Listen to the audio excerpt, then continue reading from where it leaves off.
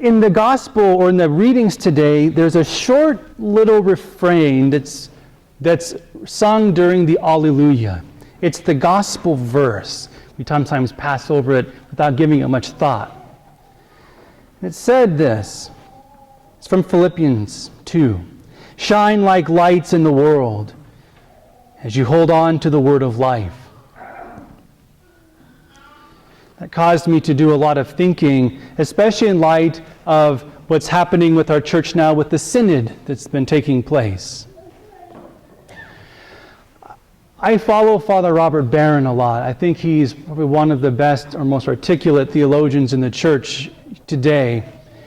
And he was reminding us about the Second Vatican Council, which is so crucial. So I want to talk a little bit about this, maybe help us understand our synod a little better. When St. John the 23rd, Pope John the 23rd, called the council in 1962, he was doing something really important. He likened it to Noah's Ark. That is, that the church had been moving through time, especially since the Council of Trent in the 1600s, and so much had changed in the world with the Enlightenment and rationalism and modernism, that the church, like Noah's Ark, had perhaps tended to put its life inside the boat and close up the doors because it's stormy outside. And what John the 23rd envisioned was this, that the council was meant not to modernize the church, but to Christify the world. His vision was not to necessarily modernize the church, but to Christify the world. That means that to take those doors of Noah's Ark, open them and send life streaming back into the world, from the church into the world. So there might be some things that need to be changed within the life of the church, but the intention was more so to get Christ out there. And one of the first and major documents of the council is the Constitution on the very identity of the church called Lumen Gentium, which means light to the nations. That the council fathers said that the very identity of the church is this: Christ is the light of the world, and the church is the bearer of that light to the world. If Christ is the light of the world, then the church is the vessel through which that light shines to the world. Right? And what John the 23rd and the subsequent Paul the 6th and the Council Fathers tried to do with those council documents is, let's think deeply about how we can Christify the world, which is rapidly rejecting God. It's a great thing. It's a great idea. It's a real powerful thought. Father Barron talks about then what's happened since the council. And he asks the question, have we done that? Has the church been Christifying the world? It's just a good question to ask. Subsequent synods are ways to do follow-up conversations from the Second Vatican Council. Are we getting this done? And then Father Barron makes a comment on a way in which we can relate to the council and have it really affect our lives. I think this is pretty important for us. He says that some major players in the council, this is like a little history lesson for you all, by the way, in case you haven't heard this before. Some of the major theologians at the council, some really young bucks that were there at the time, were guys like Karl Rahner, Henri de Lubac, Joseph Ratzinger, right? These were the great progressive theologians of the day that were really a part of, let's move forward so we can bring Christ to the world. Joseph Ratzinger became Pope Benedict, by the way, the 16th.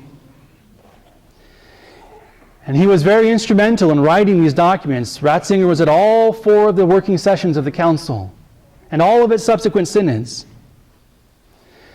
But after the council, these young theologians got together and they wanted to continue the spirit of the council, so they formed a journal called Concilium, or Concilio, which means council. And this journal was trying to keep that spirit of the council alive. But not long after that, Joseph Ratzinger, who was with de Lubac and Rahner and others, he broke away from them and said, I don't think this is the direction we're supposed to be going. And he received a lot of criticism for that. And he started a new journal called Communio, which means communion. And Joseph Ratzinger's contention was that the church never intends that the spirit of a council is supposed to continue. And here's what he means by that. Throughout history, 20 times the church has gathered in a major council, like Nicaea, Chalcedon, Trent, Vatican. And when they gather, the concilium, they debate. There's a pressing question, pressing issues. Is Jesus fully human? Is he fully divine? What's the answer? The church is not sure. The people aren't sure. There's questions and the church debates. That's the concilium, raising questions. Do we need to change our ideas on something? That's what a council does. But then at the end of the council fathers summarize that through documents, and they bring the issues to a resolve. And then offer that to the church and say, now it's time for us to take a deep breath. We've resolved it. Now let's live it. That's called communio, or communion. Now we can be in communion together as we live this. So take Nicaea, for example. Back in the 4th century, there was great dissension and heresy in the church about the identity of Jesus. And the church gathered, and in the end, they produced a document called the Nicene Creed. This is who Jesus is. Now we can relax and stop arguing about it. We've got it. Let's live it. And the church didn't keep going on arguing about it. It lived it. So what Ratzinger is saying is that the Vatican Council ended and the documents came out. So let's live them instead of continuing to argue about them. That the spirit of concilium, what he said, is that constant questioning, he says, that's not what we've ever done in our history. When the council ends, we go, we receive the documents and we live them together.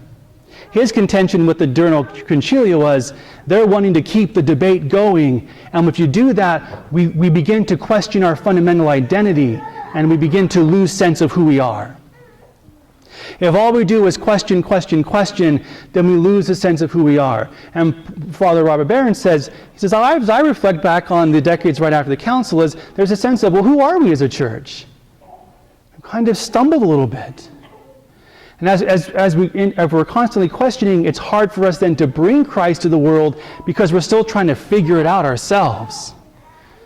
And if we look around, we go, are we Christifying the world? All Catholic missionary efforts have basically ended since the council. The great missionaries now are not Catholics.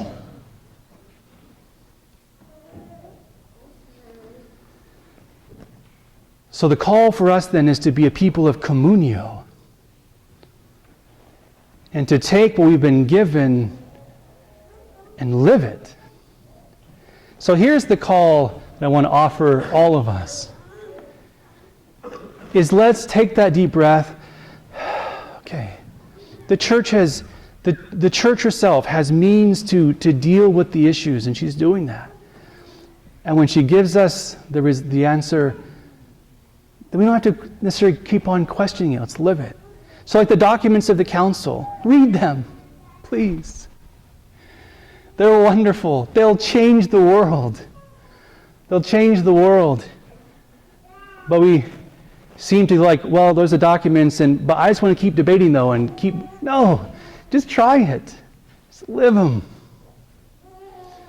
And when there needs to be more clarification, there's been synods, and every time the church offers another exhortation or a document, it's a way to help answer clarifications. So like Pope Francis last year said, you know what, the way we're going to do this is through joy. If we're going to Christify the world, he said in his exhortation, we need to regain that sense of Christian joy. And he said, we need to be missionaries again. If you read his exhortation last year, it's incredible.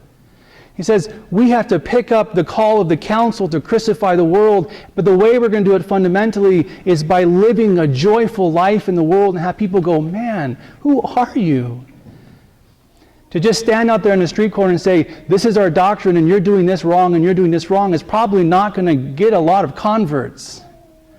First and foremost, they're going to look at you and go, wow, there is something about you that is deep and profound. Can you tell me about that and tell me why? I think about my family growing up. Every once in a while, we'd have to have a family meeting, mostly because us kids were just getting a little too out of hand. Life at home was getting a little crazy. Mom and Dad would say, time out, we're calling a synod. Right? Time out, family meeting. And we would get together and we would have to raise issues and discuss things and debate things like who's going to wash the dishes or not. And what's the protocol to make sure that we develop lists to keep in charge of who's washing dishes. Every night it was, no, it's your turn, no, it's your turn, no, it's your time out, synod. We're going to resolve this. And then after the family meeting happened, the debate was over. And we lived it. If we continued as a family to constantly have family meetings every day of our lives, it would be hard to have a family. At some point you have to say, we've decided this. Now we're going to live it and put it into action.